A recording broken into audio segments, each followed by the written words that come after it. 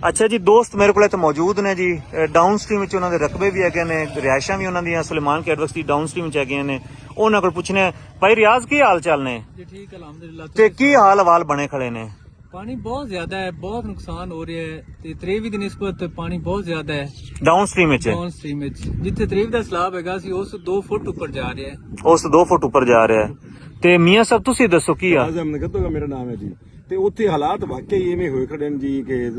2023 ਤੋਂ 2 ਫੁੱਟ ਕਮ ਅਜ਼ ਕਮ ਉੱਚਾ ਪਾਣੀ ਹੈ ਉੱਚਾ ਹੈ ਹਾਂਜੀ ਉੱਚਾ ਪਾਣੀ ਚੱਲ ਰਿਹਾ ਤੇ ਇਹਦੇ ਵਿੱਚ ਉਹ ਦਸਤੇ ਪਾਣੀ ਕੰਮ ਹੈ ਤੇ ਅਸੀਂ ਪਰੇਸ਼ਾਨ ਹੈਗੇ ਆ ਉੱਤੇ ਵੀ ਸਾਡੇ ਕੋਲ ਪਾਣੀ ਇੰਨਾ ਆਂਦਾ ਕਿੱਥੋਂ ਪਿਆ ਪਾਣੀ ਬਹੁਤ ਜੀ ਦਰਿਆ ਦੇ ਪੇਟ ਵਿੱਚ ਸਾਰੇ ਨੁਕਸਾਨ ਤੇ ਬਾਹਰ ਜਿਹੜੇ ਮਰੀਜ਼ ਜਨ ਹੋ ਰਹੇ ਨੇ ਜਿਹੜੇ ਆਪ ਹਿਫਾਜ਼ਤੀ ਬੰਦ ਹੈਗੇ ਸਨ ਉਹ ਸਾਰੇ ਟੁੱਟਦੇ ਪੈਣ ਜਨਾਬ ਤੇ ਉਹ ਮਾੜੀ ਪੱਤਨ ਮਿੰਚਨਾਬਾਦ ਇਹਨੇ ਪਾਕ ਪਤਨ ਦੇ ਏਰੀਆ ਸਾਰਾ ਉਕਾੜੇ ਦੀ ਜਿਹੜੀ ਤਹਿਸੀਲ ਆ ਦੀਪਾਲਪੁਰ ਤਹਿਸੀਲ ਆਂਦੀ ਉਹਦਾ ਵੀ ਸਾਰਾ ਏਰੀਆ ਮਿੰਚਨਾਬਾਦ ਦਾ ਸਾਰਾ ਏਰੀਆ ਦਰਿਆ ਦੇ ਕਮ ਸੇ ਕਮ 2-3 ਕਿਲੋਮੀਟਰ ਇਸ ਸਾਈਡ ਤੇ 2-3 ਕਿਲੋਮੀਟਰ ਇਸ ਸਾਈਡ ਤੇ ਕਾਫੀ 8-7 ਕਿਲੋਮੀਟਰ ਦੇ ਏਰੀਆ ਨੂੰ ਕਵਰ ਕੀਤਾ ਹੈ ਜੀ ਸਹੀ ਤੇ ਤੇ ਬਹੁਤ ਨੁਕਸਾਨ ਹੋ ਰਿਹਾ ਇਹ ਜਨਾਬ ਵੇਖੋ ਜੀ ਡਾਊਨ ਸਟ੍ਰੀਮ ਵਿੱਚ ਵੀ ਜਨਾਬ ਬੜੀ ਪਰੇਸ਼ਾਨੀ ਬਣੀ ਖੜੀ ਹੈ ਤੇ ਹਰ ਬੰਦਾ ਹੀ ਪਰੇਸ਼ਾਨ ਹੈ ਭਾਵੇਂ ਅਪ ਸਟ੍ਰੀਮ ਹੋਵੇ ਭਾਵੇਂ ਡਾਊਨ ਸਟ੍ਰੀਮ ਹੋਵੇ ਉਹ ਕਹਿੰਦੇ ਨੇ ਜਨਾਬ ਅਸੀਂ ਵੇਖਣ ਆਏ ਆ ਵੀ ਅਸਲ ਗਾਣੀ ਬਣਦੀ ਕਿ ਭਈ ਇਹ ਸਾਡੇ ਕੋਲ ਪਾਣੀ ਇੰਨਾ ਕਿੱਥੋਂ ਆਂਦਾ ਪਿਆ ਪਾਣੀ ਆਂਦਾ ਕਿੱਥੋਂ ਪਿਆ ਜੀ ਬਹੁਤ ਜ਼ਿਆਦਾ ਪਾਣੀ ਹੈ ਅਸੀਂ ਬੜਾ ਪਰੇਸ਼ਾਨ ਹੈ ਜੀ